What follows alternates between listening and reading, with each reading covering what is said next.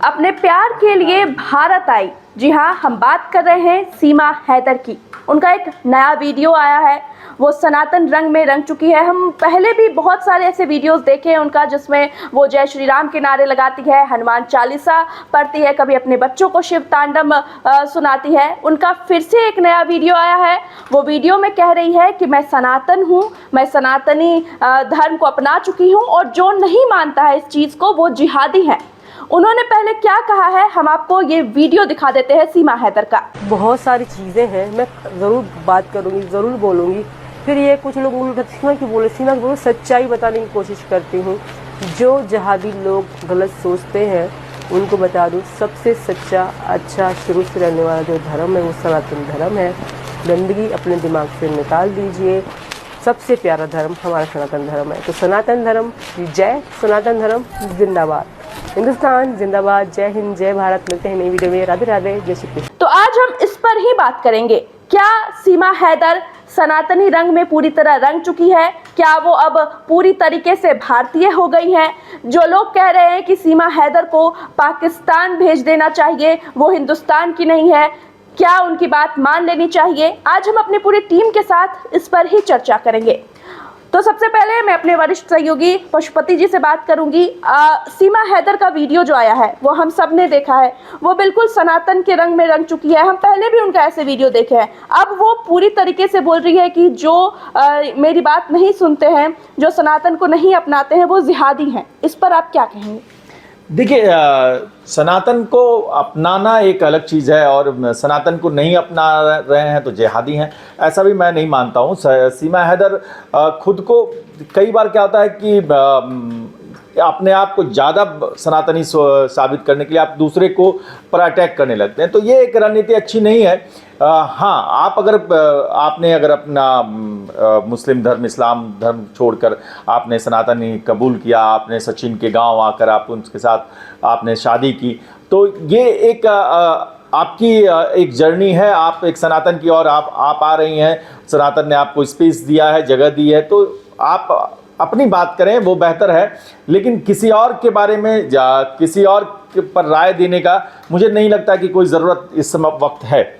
जहाँ तक सीमा के सनातनी होने का सवाल है, तो वो हमने वीडियो देखा था, वो अपने बच्चों को हनुमान चालीसा सिखाती हैं, वो हमने देखा था कि वो पूजा करती हैं, वो हमने ये भी देखा कि वो करवा चौथ का व्रत करती हैं, हमने ये भी देखा कि वो उपवास करती हैं, वो हमने ये भी देखा कि वो जब छठ आती है तो छठ के गीत गाती हैं, जब दीपावली आती है तो माँ लक्ष्मी की पूजा करती हैं, हमने ये भी देखा जब होलिका दहन होता है तब भी वो होली के कलर्स के साथ सामने आती हैं। तो ये ऐसा नहीं है कि वो भारतीय संस्कृति, सनातन संस्कृति को आत्मसात करने में तो आप पीछे हैं। लेकिन ठीक है, आप आत्मसात कर रही हैं, लेकिन आप दूसरे को जिहादी का सर्टिफिकेट बांटने से बचना चाहिए उनको।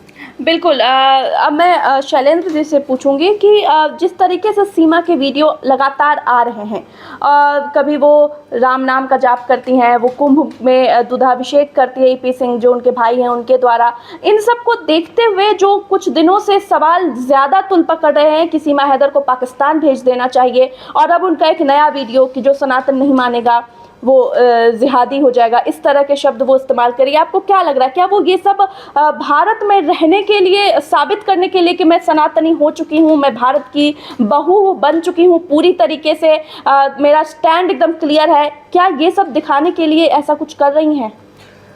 देखिए, दिखाने के लिए भी है ये। अभी सर ने एक अच्छी बात कही कि कई बार आपको ये ज़्यादा दिखाना पड़ता है, खास करके कि भाई मैं सनातनी हूँ क्योंकि आप पाकिस्तान से आए हैं और आपको भेजने की बात की जा रही है।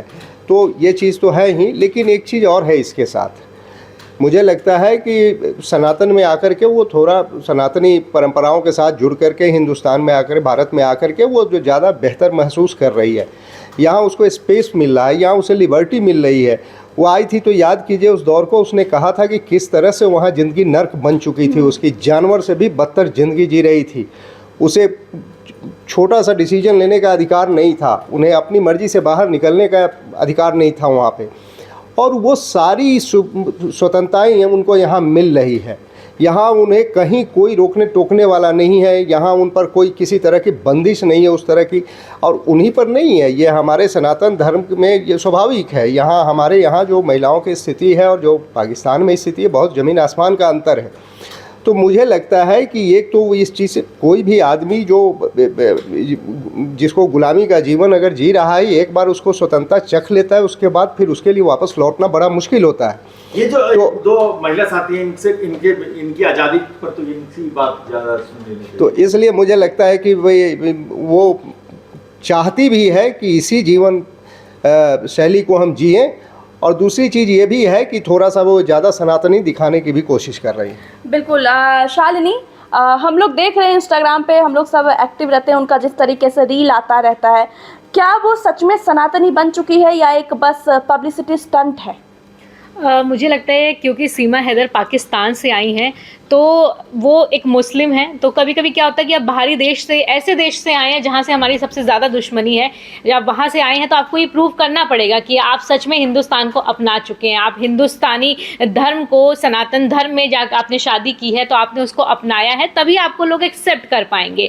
इसलिए लगातार मुझे लगता है कि सीमा हैदर हर वो कोशिश कर रही हैं, चाहे वो नवरात्रि में अपनी बेटी का पूजा करना जब पैदा हो, या फिर अपने बच्चों को शिव तांडव करवाना, या फिर ऑपरेशन सिंदूर में बढ़ चढ़कर फ्लैग जो अपने हिंदुस्तान के झंडे को लहराना, तमाम तरीके की चीज़ वो लगातार इसलिए भी कर रही हैं ताकि वो सच में हिंदुस्तान को, हिंदुस्तान के लोगों को ये एक्सेप्ट करवा पाए कि हाँ उन्होंने हिंदुस्तान को अपना लिया है, वो पाकिस्तान से उनका कोई लेना देना नहीं है, अपने पहले पति गुलाम हैदर से लेना देना नहीं है, इसलिए भी वो कर रही हैं। और दूसरी चीज़, क्योंकि उन्होंने सचिन मीना से शादी की है तो वो सीमा सचिन मीना हो गई हैं, अब वो हैदर नहीं है, जैसा कि एपी सिंह लगातार कहते हुए दिखे हैं कि वो सीमा सचिन मीना है, उन्हें सीमा हैदर मत कहो।